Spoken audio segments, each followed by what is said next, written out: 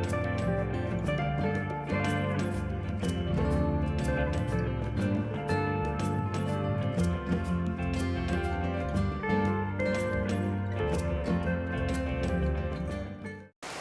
look. It's just like his evening look, just slightly more crunched up. Yeah. Good morning.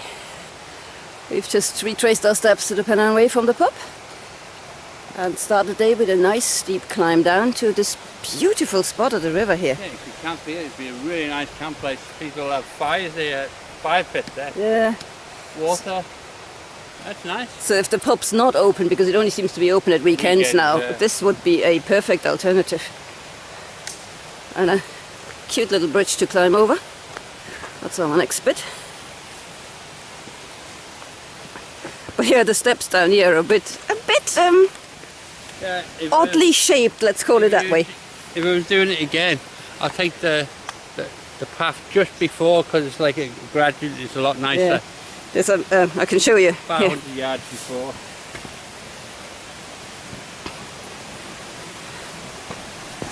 That one here, that comes down, goes over the same bridge, but is a bit more switchbacky, so it's not quite as knee-jerkingly hard as the Pennine Way one. But yeah, but this is nice. It's beautiful.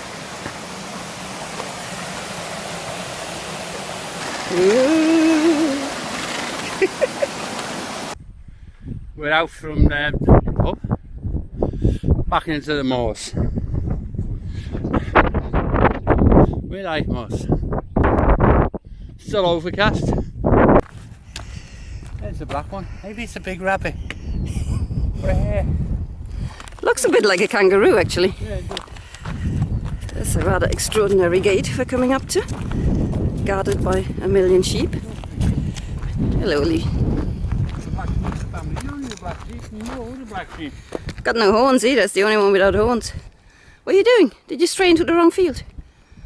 Getting itself now. Yes. But we're dropping down into this rather adventurous looking gorge. Desperate times and all that.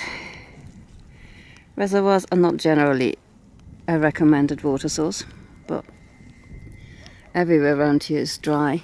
I mean, you can see the actual overflow channels to the reservoir are non-existent.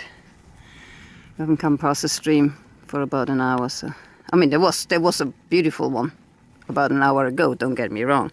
We didn't stop then, it wasn't time for break, so Brian is going to go swimming in the reservoir. Hopefully not.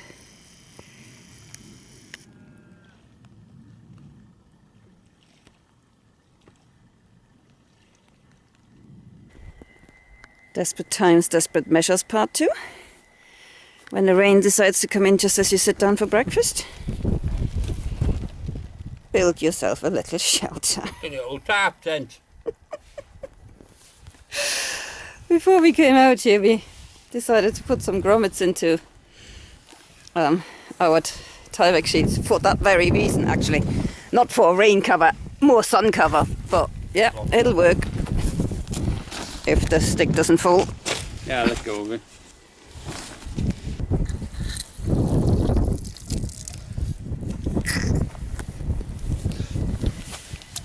We decided to make the syringe a steady part of our equipment now. I don't know where you just saw the colour that came out of that, but up here where the water is all peaty, it's literally coming out of the filter black. Just had breakfast.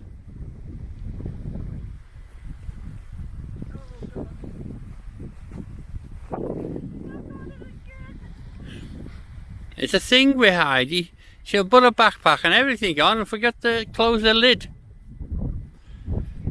It's a Heidi thing. It can't be that hard to remember to finish 3 clips. 3. I'm getting old.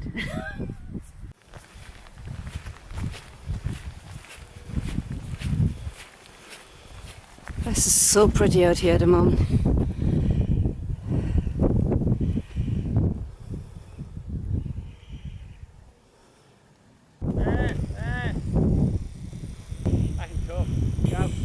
You can talk Scous and grouse.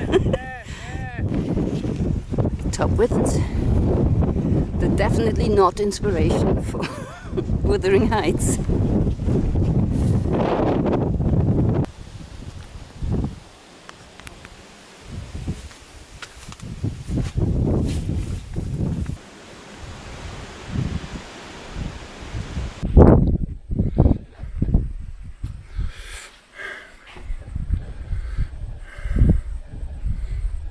So this is where we are. That's where we started. We're only here. Here we go. Ooh, to go. It is Heidi.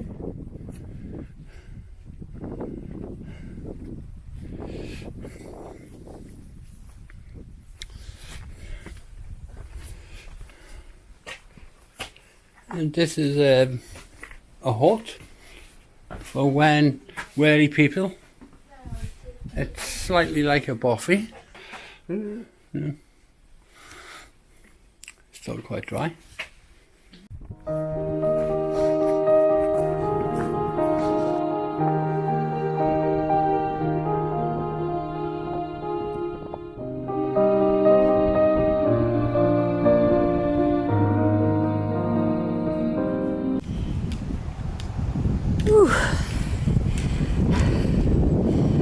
I've come all the way from over there, dropped down to the lovely settlement of Pondon.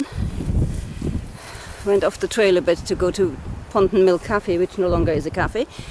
It is still a campsite, but it's not a cafe anymore. So we just partook of some of their benches and had our own lunch. We were cool with that. And now we've been sent out there over this little thing, and we've been climbing out here, back out the other side of the hill on a fairly steep trail. They don't make it easy for you on this trail, they really don't. I've lost so much weight, I got through there quite easily. I'd have to work a bit harder. I'm too short for these things. They assume that all of this is the leg. With me, it's already my bum and hips. Excuses.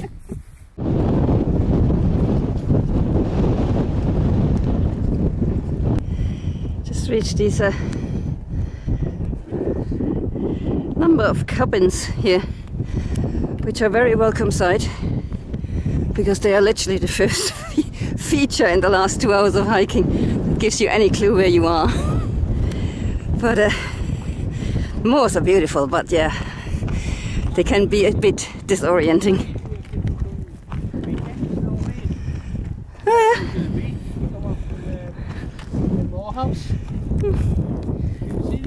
Yeah. Brian's speculating what these little huts are. The guidebook thinks they've got something to do with grouse shooting. He thinks they could be weekend spots. I don't know. Nowadays, they've got porches and everything. They look nice. Most of them have got fires, haven't they? That's it. We're done for the day. Pitched up in the middle of the moors. Not quite. But we're about to enter an area of a lot of farm and houses, and through a village and farmland and houses, so we weren't really sure what else we could be doing, so we are slightly cheekily camped. If I can get up I can show you. Oops. Right here. There's a row of little huts along this wall that we showed you earlier, and somebody very kindly had, I don't know, cut down a lot of this grass stuff just opposite this one, and it's 7 o'clock on a Monday night. I don't think anyone's going to come up tonight to need this space, so this is where we're pitching. Not glamorous, but as I said, we're just not sure whether you know what's coming up is going to be any better or suitable at all. So nice views from here, so turned out a nice evening with nice Scousers in it.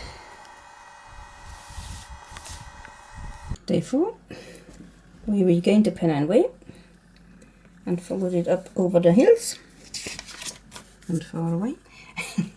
And the Pennine Way starts to do some rather fancy stuff here in terms of where it actually goes, because instead of going north, it sort of goes that way and then here and then there and then here and then, you know.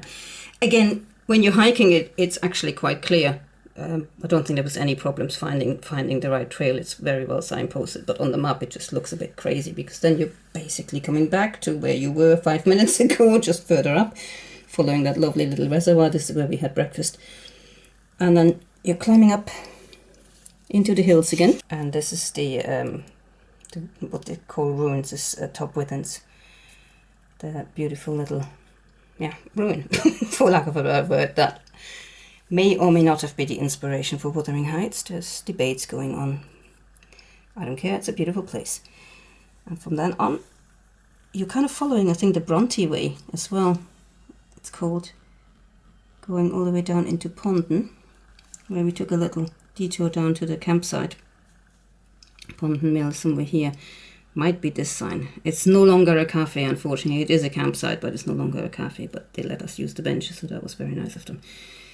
And then we regained the Pennine Way and followed the reservoir and across. And then this bit here, I mean, you can actually see on the AIS map, if you can see the lines, the topo lines, yeah. It's deceptively steep going up that little bit. You're just sort of bypassing some development, basically some houses, some old farms and stuff, until you're back up in the hills. But that was a bit of a kicker.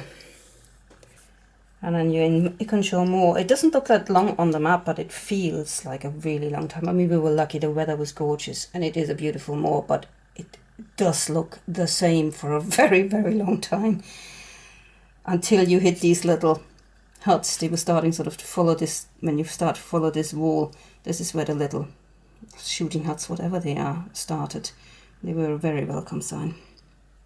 We made it to sort of here, before we decided not to chance it any longer, because as you can see, you're kind of dropping into settlements and farmland and blah-de-blah-de-blah after that. So we didn't know whether there would be anywhere nice to camp, so we decided to call it a day.